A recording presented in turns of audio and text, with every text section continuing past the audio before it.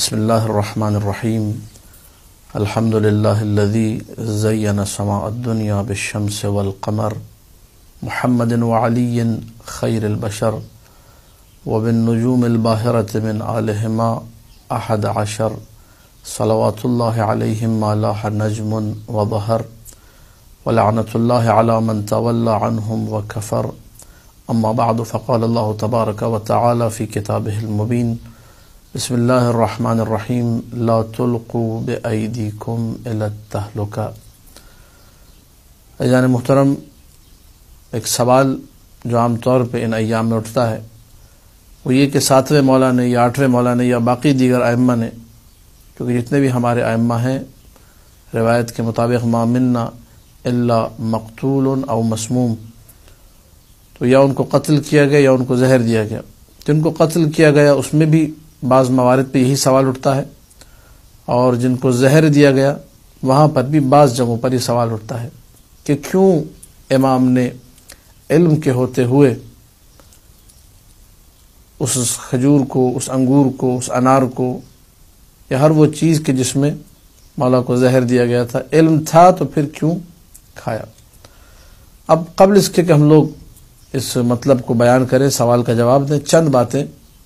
ہمارے ناظرین کے اذہان عالیہ میں لازمی طور پہ ہونی چاہیے. سب سے پہلی بات یہ کہ مذہب شیعہ امامیہ اثنا عشریہ، شیعیان حیدر کرار کا یہ عقیدہ ہے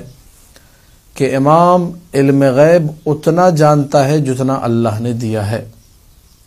اور یہ جتنا کتنا ہے، کتنا علم اللہ نے دیا ہے، یہی جب لوگوں کے سامنے بیان کیا جاتا ہے کہ اللہ نے کتنا علم ان ذوات مقدسہ کو عطا کیا ہے، تو اسی پر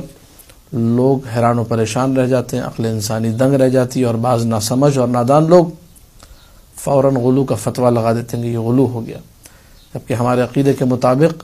من عند اللہ، اللہ کا عطا کردہ علم ہے جو آل محمد کو دیا گیا، اور جتنا اللہ نے دیا ہمارا عقیدہ ہے اتنا آل محمد کے پاس ہے. یہ پہلی چیز آپ کو اپنے ذہن میں رکھنی چاہیے. اور یہ علم جو ہے امام جب جاننا چاہتا ہے، اصول کافی میں پورا ایک باب موجود ہے، متی شاء علم، جب نص سے معصوم تعبیر یہ ہے روایت کی، ان الامام اذا اراد ان يعلم شيئا اعلمه اللہ، جب امام کچھ جاننا چاہتا ہے خداوند متعال امام کو بتا دیتا ہے. فلہذا یہ پہلی ہماری چیز ہے جس کو تمام ہمارے ناظرین کو ذہن میں رکھنا چاہیے کہ علم کے حوالے سے ہمارا عقیدہ کیا ہے. دوسری بات جو ایک فقہی مسئلہ بھی ہے، اس پر آیت بھی دلالت کر رہی ہے، جس آیت کو میں نے تلاوت کیا آپ کے سامنے، لا تلقوا بأیدیکم الی التہلکہ، اپنے ہاتھوں سے اپنے آپ کو ہلاکت میں مت ڈالو. اگرچہ یہ آیت جہاد کے حوالے سے آئی ہے کہ انسان جب جہاد پر جائے تو نہتہ نہ چلا جائے، بلکہ جو ظاہری الاسباب ہیں، مال خرچ کرنا ہے، جنگ کے جو اوزار ہیں، جنگ کے جو اسباب ان کو فراہم کرنا ہے، گھوڑوں کو فراہم کرنا ہے، اسلحہ فراہم کرنا ہے، ان تمام چیزوں کی طرف بھی توجہ کرے، ورنہ ایسے جنگ پر جانا نہتہ بن کر یہ خود کو ہلاکت میں ڈالنے کے مترادف ہے، اور یہ خودکشی ہے. اور اسی آیت سے خودکشی کی حرمت پر بھی استدلال کیا. دوسری بات جو آپ کو ذہن میں رکھنی ہے کہ خودکشی حرام ہے.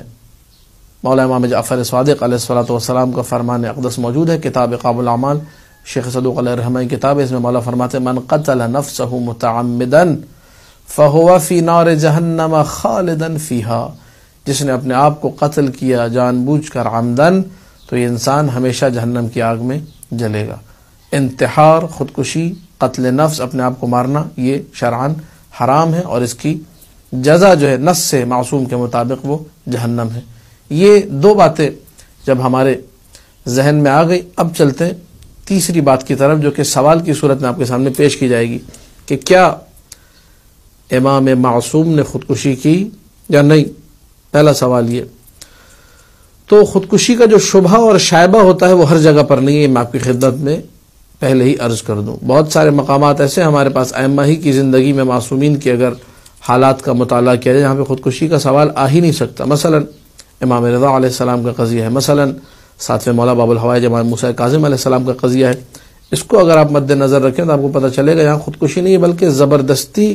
وہ کھجور یا وہ انگور دیا گیا ہے. اور مامون الرشید ملعون کا یہ کہنا کہ اگر آپ نے نہیں کھایا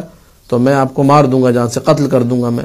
تو ایک اجبار کی کیفیت ہے، ایک اضطرار کی. لہذا یہ سوال کرنا کہ امام کا علم تھا تو امام نے کیوں کھایا، ان جگہوں پر کہ جہاں پر زبردستی کی گئی، یہاں پر جب اختیار باقی نہیں رہا، اضطراری کیفیت، یہاں غلط ہے۔ لیکن یہ سوال ان موارد میں درست ہے کہ جہاں پر مثلا امام حسن علیہ السلام کے بارے میں کہ مولا جو ہے ان کے سامنے لا کر زہر رکھا تھا سراہی میں یا کسی برتن میں، جعدہ بنت اشعث سے ملعونہ نے اس زہر کو لا کر رکھا، یا مولا متقیان مثلا جا رہے ہیں مسجد کی طرف، علم ہے ان کے اور قرائن اور ظواہر جو بات پہ دلالت کرتے ہیں کہ علم تھا، خود مولا حسن نے فرمایا مجھے اسی طرح زہر دیا گیا جس طرح میرے نانا کو زہر دیا گیا، تو یہ قرائن اور شواہد اس بات پر تھے کہ امام کے علم ہے یہ بات کہ ان کو زہر دیا گیا۔ لہٰذا یہاں پر جب اختیاراً سراہی سامنے پڑی ہوئی ہے، علم امام میں ہے، پھر امام نے استفادہ کیا اور اس کو اٹھایا اور تناول کیا، تو یہ کیا حرام نہیں ہے، کیا خودکشی نہیں؟ یہاں پر یہ سوال اٹھتا ہے۔ قبل اس کے کہ ہم لوگ جواب دیں، ایک نقطے کی طرف اشارہ کر دیں کہ بعض جوابات ایسے ہوتے ہیں جو جوابات غیر دقیق ہوتے ہیں، ولو آپ علماء سے سنیں ان پر اعتراض وارد ہے۔ مثلا یہ کہنا کہ امام کو علم تھا لیکن جب امام جا رہے تھے تو امام کو مثلا بھلا دیا گیا، یا امام بھول گئے، یا امام کو یاد نہیں رہا، تو اس میں یہ کہ آپ ایک اصحاء یا سہو والی کیفیت، ممکن ہے کوئی اس جواب کو قبول بھی کر لے، مان بھی لے، لیکن یہ کہ بہرحال ایک نقص کا پہلو اس میں آتا ہے کہ امام کو بھلا دیا گیا، اس میں ایک توہین کا پہلو ممکن ہے بعض کے نزدیک آ جائے، لہٰذا ہم ایسا جواب دینے سے گریز کرتے ہیں، جبکہ ہمارے چینل کا نام بھی معارف ولایت ہے، تو لہٰذا ولایتی لوگوں سے ایسی باتیں سرزد نہیں ہوتی عام طور پہ۔ تو اب حقیقی جواب کی طرف بڑھتے ہیں، اور اس جواب کو ہم نے استفادہ کیا ہے روایات سے بھی اور اپنے اساتذہ کے بعض فرامین سے بھی۔ امام رضا علیہ السلام سے حسن ابن جہم نے سوال کیا